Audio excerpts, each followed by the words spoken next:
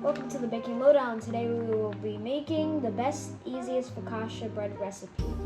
Yep, and to do that, what are we gonna need?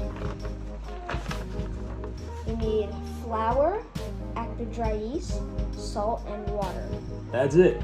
You're gonna mix all of those ingredients up in one big bowl, and then you're gonna let it sit for 3 days in your fridge, or you can leave it on your counter for about 12 hours.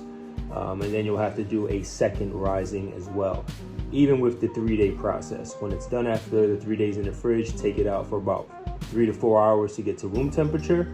And then you're gonna just dimple it with some olive oil, put it in a pan. It can make 2, so depending on your pan size, I'll put that in the description.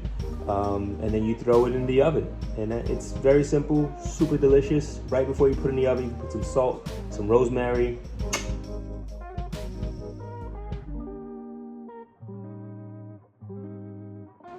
Now we're gonna add our 2 cups of water. It's full, so there you go. Pour it in. Just pour it in. There you go.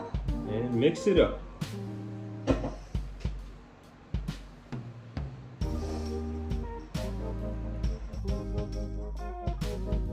So once you're done mixing your dough, it should be smooth, just a little bit sticky.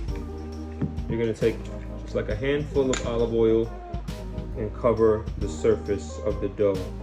You don't have to go too crazy, just a handful. And rub it along the top of your dough, and then you're gonna cover it up and let it sit for however you decide, 3 days or 12 hours.